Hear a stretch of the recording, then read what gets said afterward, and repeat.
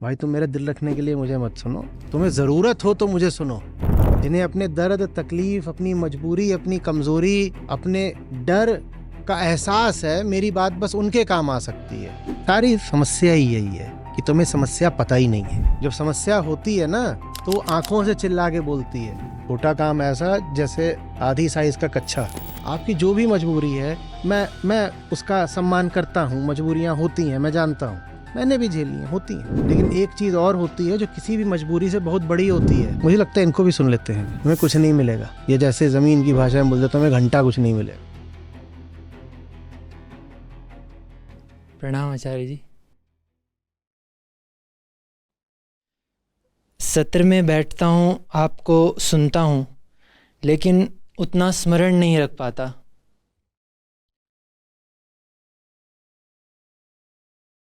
आपने कहा चेतना का स्वभाव जो है वो सत्य है, तो अभी मुझे वो श्लोक याद आ रहा है 3.11, उसको मैं आजकल बार बार सुनता हूँ, जिसमें तुम जिधर को अपनी ऊर्जा दोगे, समय दोगे, तुम उधर ही तुम्हें बसना पड़ेगा।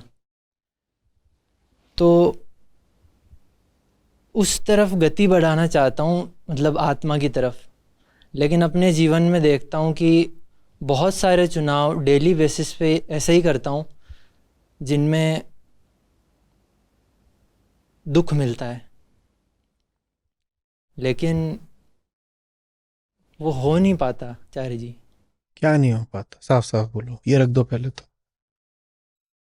क्या बोल रहे आप जिस चीज़ की बात करते हैं, मुक्ति, दुख से मुक्ति, और जो जो मेरे भीतर जो जो सुख की जो कामनाएं हैं, जो इच्छाएं हैं, आप बताते हैं उतनी देर तो वो बात अच्छी लगती है।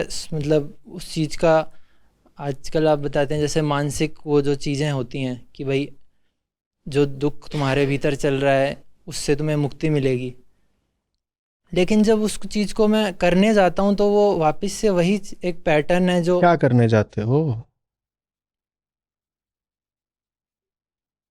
जो मैंने अपना। कुछ बताया? हाँ, फिर क्या करने गए तुम?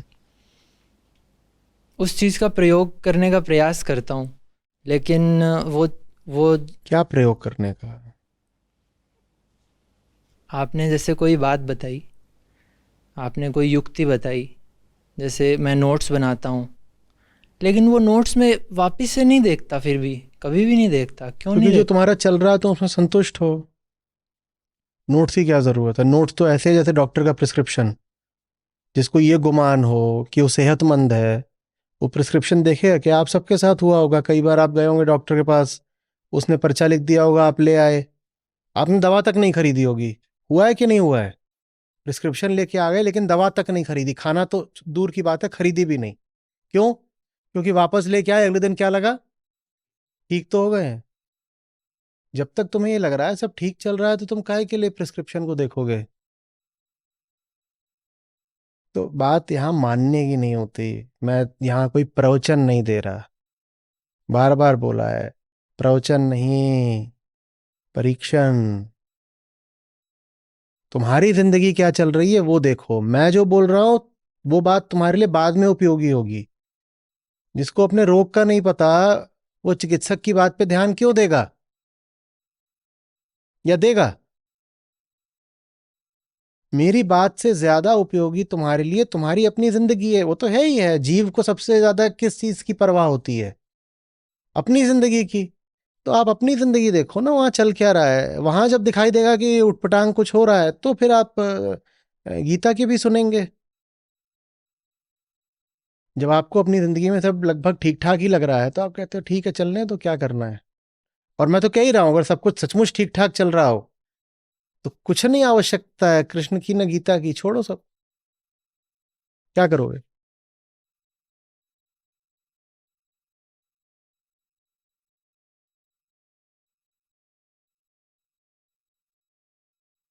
आप यहां मुझे सुनने नहीं आते हो, आप यहां अपने आप को बेहतर करने आते हो। ध्यान मेरी ओर बाद में दो, पहले अपनी ओर दो। और अगर अपनी ओर ध्यान नहीं है कोशिश कर रहे हो मेरी ओर ध्यान देने की, तो पता है मन में भाव क्या आएगा? एहसान कर रहे हो। तुम कहोगे वैसे तो मेरा सब कुछ ठीक ठाक है, पर ये आचार्य जी हैं, इनका दिल रखने के लिए, अब ये तो बन गए ना, आचार्य जी बन गए, वहां जाके मंच पे बैठ गए हैं, तो इनका दिल रखने के लिए मैं इनको सुन लेता हूँ। भाई तुम मेरा दिल रखने के लिए मुझे मत सुनो, तुम्हें जरूरत हो तो मुझे सुनो। और तुम्हें जरूरत है कि नहीं ये तो सिर्फ तुम्हें ही पता चल सकता है ना, क्योंकि दर्द है या नहीं ये सिर्फ तुम्हें ही पता चल सकता है। मैं तो नहीं नाप के बता सकता तुम्हें कितना दर्द है। आपको जितना दर्द होगा उतना आप सुनोगे, और उतना आप फिर इस सीख को व्यवहार में लाओगे। जब आपको अपने दर्द का ही कुछ नहीं पता, मस्त घूम रहे हो। असली मस्ती की सबसे बड़ी दुश्मन नकली मस्ती होती है ना। अध्यात्म में मौज होती है, बाहर बोलते वाह देखो क्या मौजी घूम रहा है, मस्त मलंग। हम्म। और वहां तक आप नहीं पहुंच पाते, इसका कारण यह है कि आपको बिल्कुल फिजूल जगहों पर ही एकदम नकली मस्ती मिल जाती है। जहां आपको संतुष्ट प्रसन्न इत्यादि नहीं होना चाहिए, आप वहां पर भी अपने कहते सब ठीक है, कूल है। जहां कुछ कूल नहीं है वहां भी आपको कूल लग रहा है।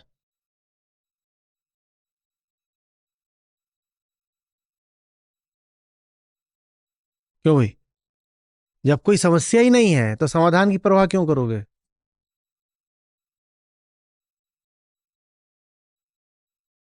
अब बताता हूँ ये समस्या क्या है। कुछ नहीं पता होगा, और पता भी होगा तो ऊपर ऊपर की ऐसे ही सतही कुछ दो चार बातें बता दोगे।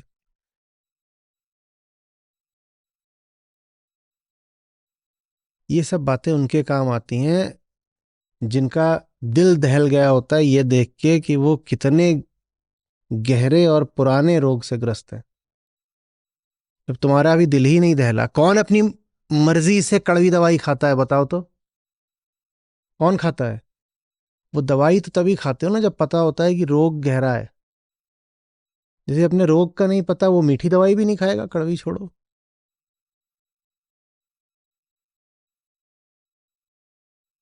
बिना अपने रोग का पता करे ऐसे घूम आ जाते हो जैसे पर्यटन करने आए हो टहलते हुए, या कि इंटरेस्टिंग स्पीकर। हम इनको भी सुनना चाहिए, काफी रोचक बातें करते हैं बीच बीच में, आधी तो बेवकूफ़ी की होती है, पर बाकी आधे में से एक आध दो बात इनकी कुछ ठीक होती है, तो मुझे लगता है इनको भी सुन लेते हैं। तुम्हें कुछ नहीं मिलेगा, ये जैसे जमीन की भाषा में बोलते तुम्हें घंटा कुछ नहीं मिलेगा। और ऐसे लोग, ऐसा नहीं कि अभी आप यहाँ कुर्सी पर हो तो कुर्सी में ही है, वो स्क्रीन के पीछे भी हैं, बहुत हैं ऐसे, जो अपने को नहीं परख रहे, मुझे परख रहे हैं। कहने जरा देखें ये बातें क्या बोलते हैं। मैं कोई बात नहीं बोलता आपके लिए, मैं उनके लिए बोलता हूं जिनको दिख गया है वो कितने पानी में है, जिन्हें अपने दर्द तकलीफ, अपनी मजबूरी, अपनी कमजोरी, अपने डर का एहसास है। मेरी बात बस उनके काम आ सकती है जो चौड़ में बैठे हुए हैं और कह रहे हैं कि हम तो यहां बस सुनने आए हैं कि ये बातें क्या बताते हैं। उनको क्या मिलेगा? ऐसे बहुत चलते भी नहीं, वो एक आध महीना दो महीना चल के भग भी जाते हैं। अब ये महीना पूरा हो रहा है, अगला महीना आने वाला है, बहुत होंगे इसी तैयारी में कि अब तो अब हो गया, अब तो देख लिया देख लिया। टूरिज्म करने गए थे, बसने थोड़ी गए थे। एक महीना देखा है, अब ठीक है, अब कुछ और भी तो देखना चाहिए लाइफ में। ये उनमें से हैं जो इमरजेंसी वार्ड में टूरिज्म करने जाते हैं। इन्हें पता ही नहीं है कितने बीमार हैं, ये इमरजेंसी के रोगी हैं और सोच रहे थे पर्यटक हैं। तो एक महीना बीत गया तो कह रहे हैं कि अब हो गया, अब तो अब क्या जरूरत है, अब हम वापस लौट रहे हैं।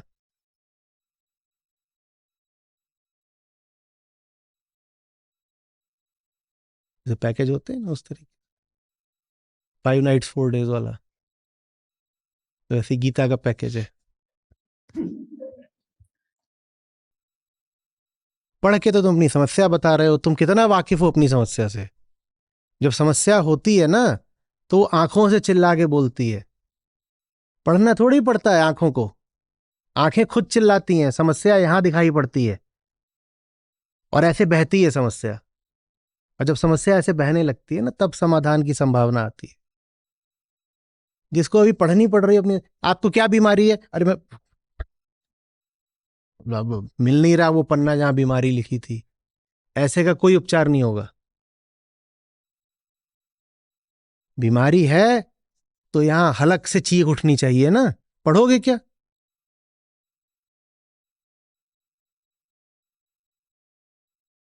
क्यों भाई, कभी दर्द हुआ है तो लिख के ले जाना पड़ता है कि दर्द है? दर्द होता है तो लिख के ले जाते हो कि दर्द है? तो ये लिख के क्या लाए हो?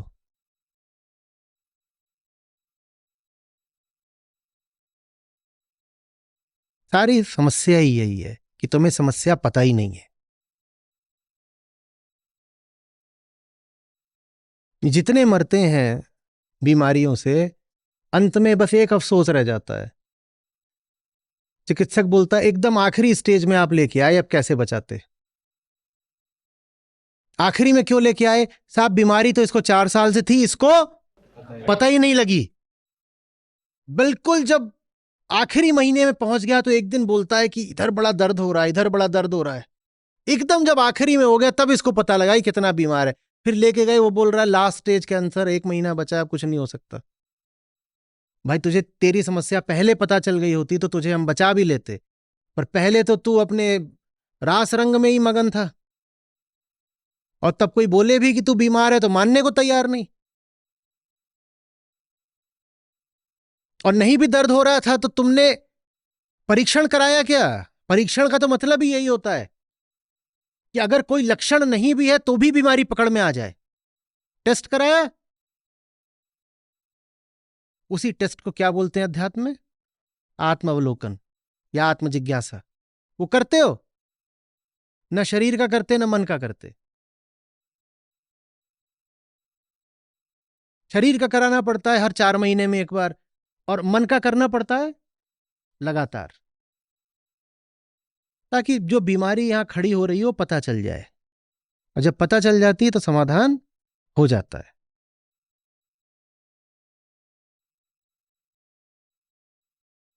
प्रणाम आचार्य जी। जी। अ, तो अभी जो मैं कर्म कर रहा हूँ, तो उसमें ये इतना बड़ा कर्म तो है ही नहीं जिसमें मैं पूरी तरह मैं खुद को झोंक सकूं, और ये चेतना को भी इतना ऊपर नहीं लेके जाता है, तो जहाँ पे मैं खुद को पूरी तरह से लगा सकूं, और फिर जितना हो पाता है उसमें समय देना पड़ता है एंड वो कर्म करना पड़ता है। एंड फिर दूसरी तरफ से ये लगता है कि मैं जो कर्म अभी कर रहा हूँ उसके साथ मैं बेईमानी कर रहा हूँ, क्योंकि मैं पूरी तरह से उस कर्म को नहीं नहीं कर पाया। तो इसी तरह चलते-चलते फिर जो अच्छा कर्म होता है तो उसमें भी ये बेईमानी की तरह हो जाता है कि मैं अच्छे कर्म को भी अच्छे से मतलब सही समय देके ना कर पाता हूँ। जो कर रहे हो क्यों कर रहे हो? कुछ बंधन है इसलिए। क्या बंधन है?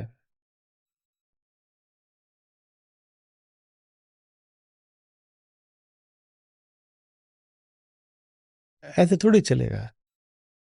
कुछ कर्म है, कुछ कर रहा हूं, ऐसे थोड़ी चलता है। जब तुम्हें खुली बात बोलनी नहीं तो मतलब कि तुम चाहते ही नहीं हो कि गांठ खुले। अरे भैया कोई छोटी सी नौकरी कर रहे हो और फिर कह रहे हो कि मैं उसके साथ बेईमानी करता हूं, अपने काम में डूब नहीं पाता। ये ऐसी सी बात है कि तुम कहो कि वो जो सड़क में गड्ढे बन जाते हैं बरसात में, मैं उसमें पूरी तरह डूब नहीं पाता। अरे भाई, पूरी तरह डूबने के लिए महासागर भी तो चाहिए ना। हर चीज में थोड़ी पूरी तरह डूबा जाता है। काम भी तो ऐसा हो कि उसमें पूरी तरह डूबा जा सके। तो काम जो होते हैं दुनिया के, वो इस लायक भी होते हैं क्या कि उनमें पूरी तरह डूब सको? ये दुनिया भर की नौकरियां पकड़ते हो, फिर कहते हो अरे वो तो, ये सब परेशान रहते हैं कि लोग डूबते नहीं काम में। लोग कोशिश भी कर लें तो कैसे डूबेंगे बताओ ना? वो इंतहा बेइंतहा कोशिश कर रहा है डूबने की, सड़क वाले गड्ढे में, कभी अपना सर घुसेड़ता है, कभी कुछ करता है। शीर्षासन कर दिया उसने कि कम से कम नाक तो घुस जाए इसमें, मर जाए, वो तब भी नहीं डूबेगा। उस काम में इतनी गहराई ही नहीं कि तुम उसमें डूब सको, कैसे डूबोगे? तो दिक्कत ये नहीं कि काम पे बेईमानी करते हो, अब दिक्कत ये है कि वो काम चुन क्यों रखा है, ये बताओ ना। वो बताओगे नहीं, बताना भी नहीं, मैं कोई जोर नहीं डाल रहा।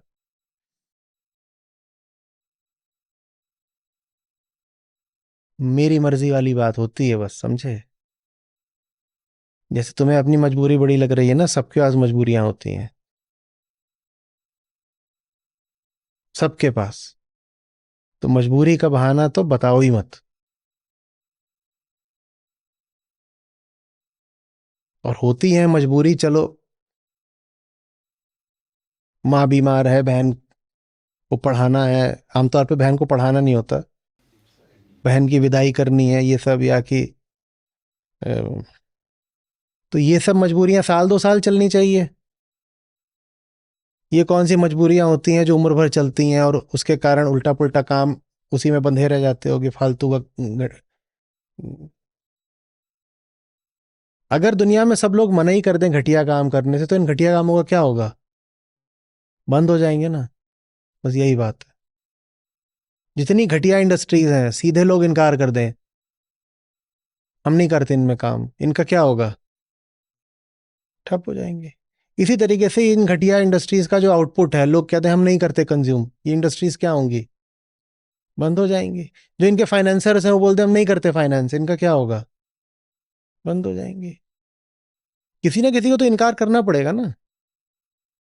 चाहे जो उसका फाइनेंसर है वो इनकार कर दे, चाहे उसका जो पैटर्न है वो इनकार कर दे, जो एम्प्लॉयज हैं वो इनकार कर दे, कोई भी इनकार कर दे, कोई भी एक पक्ष इनकार कर दे, कंज्यूमर कर दे, काम खत्म हो जाएगा। पर हर कोई क्या बोलता है, इनकार नहीं कर सकता क्योंकि मैं तो मजबूर हूं। अब सब मजबूर ही बने रहो तो जो चल रहा है वो चलता रहेगा। मजबूर तो ऐसे सब होते ही है। उद्दालक भी मजबूर है और उद्दालक के पिताजी भी मजबूर है।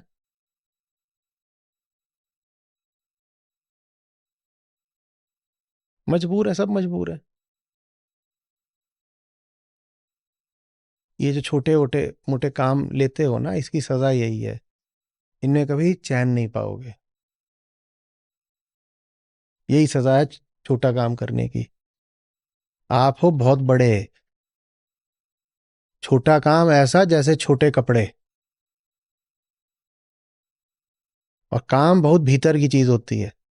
छोटा काम ऐसा जैसे आधी साइज का कच्छा। और सोचो सुबह 9 बजे से रात 9 बजे तक वही पहनने की सजा मिली है, कैसी बीत रही जिंदगी।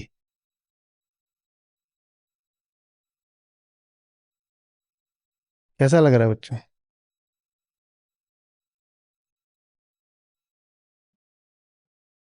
एक बार किसी ने कहा था द्वैत का द्वैत हो गया।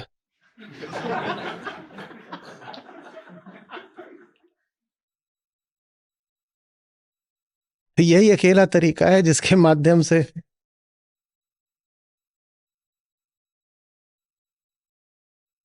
हम किसको बहाना बता रहे हैं। मतलब कोई और अगर मान भी गया तो उससे जो हमारा कष्ट है वो मिट जाएगा क्या?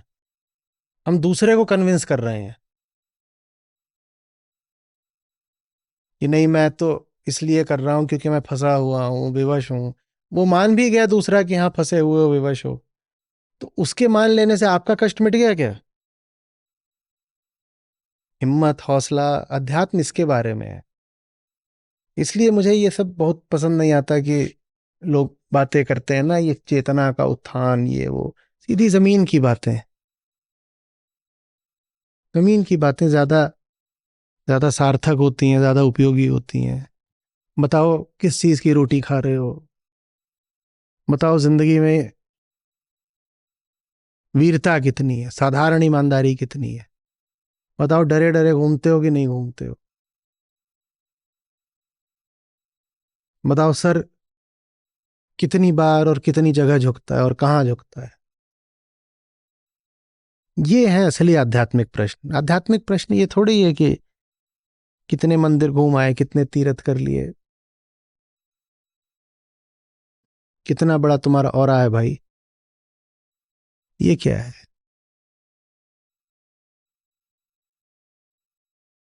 मुझे तो जिंदगी बताओ, जिंदगी। और सबसे बदनसीब वो होते हैं जो गलत काम करते ही रहते हैं, करते ही रहते हैं। अरे कुछ तो चलो प्रारब्ध होता है, कई बार आदमी फंसा होता है, मैं मानता हूं प्रारब्ध की बात है। पिताजी ने कर्ज लिया था, आपको तो पता भी नहीं था पिताजी ने कर्ज लिया, पिताजी चले गए, वो कर्ज आपको चुकाना है, ऐसी स्थिति आ सकती है, मानता हूं। तो चुका लो, निपटाओ मामला और जल्दी से जल्दी बाहर आओ। या 20 साल तक यही बोलते रहोगे कि मैं क्या करूं, पिताजी ने फंसा दिया। और अगर पिताजी ने आपके ऊपर कर्ज छोड़ा है तो कुछ विरासत भी छोड़ी होगी, वो पिताजी की विरासत को बेच करके कर्ज निपटा दो ना। तब तो विरासत का लालच होता है, नहीं नहीं बेचेंगे।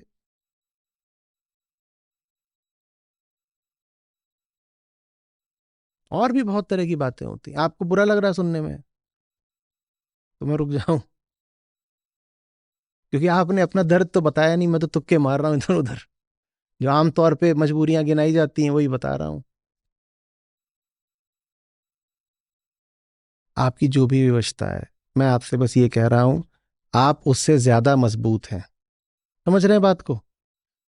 आपकी जो भी मजबूरी है, मैं उसका सम्मान करता हूं। मजबूरियां होती हैं, मैं जानता हूं, मैंने भी झेली हैं, होती हैं। लेकिन एक चीज और होती है जो किसी भी मजबूरी से बहुत बड़ी होती है, हम उसको क्यों भुला देते हैं? उसको आत्मा बोलते हैं, उससे आत्मबल आता है। समझ रहे हैं आप? और अगर वो आप नहीं दर्शाओगे तो वही होगा कि काम से बेईमानी, जिंदगी से बेईमानी, रिश्तों में बेईमानी, हर तरह का उथलापन रहेगा जिंदगी में। बेईमानियां भी हम कोई बहुत बड़ी थोड़ी करते हैं। हमारी बेईमानियों का स्तर ही क्या होता है? दफ्तर से पेपर पेपर वेट चुरा लाए, ये बेईमानी करी है। और कोई बहुत बड़ी बेईमानी तो, कोई बहुत बड़ी बेईमानी भी हम कहाँ करते हैं? यही चलता रहेगा, बस खुश भी हो जाओगे। सूरा के मैदान में कायर का क्या काम, सूरा के मैदान में कायर का क्या काम, कायर भागे पीठ दे, सूर करे संग्राम कबीरा, सूर करे संग्राम। सूरा के मैदान में कायर का क्या काम,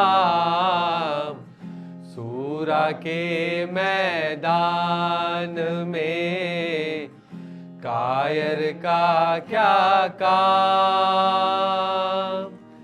कायर भागे पीठ दे, सूर करे संग्राम कबीरा, सूर करे संग्राम।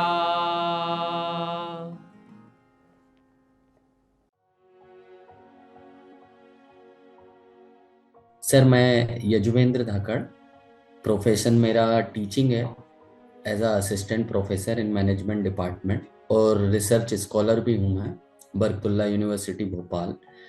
और जो था बदलाव आने की बात थी, तो बदलाव मेरे जीवन में ये आया है कि मैं अब स्वयं को देख रहा हूँ, और जीवन के अंत तक मैंने सोचा है कि अब मैं सिर्फ स्वयं को ही देखूंगा कि मेरे अंदर कितनी गलतियाँ हैं, कितने दोष हैं जिन्हें मुझे बाहर निकालना है और एक बेहतर की तरफ बढ़ना है। ये बदलाव मेरे जीवन में आ रहा है, निरंतर आ रहा है। आचार्य जी को मैं काफ़ी यूट्यूब के माध्यम से तो कोरोना टाइम से ही मैं सुन रहा था, बट गीता सेशन से मैं कंटिन्यू अभी 8 मंथ से जुड़ा हुआ हूँ।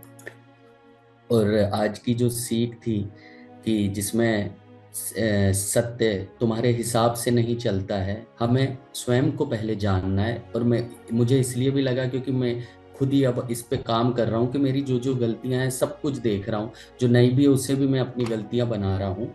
तो कारण क्या है कि मुझे बहुत सारा सीखने मिल रहा है।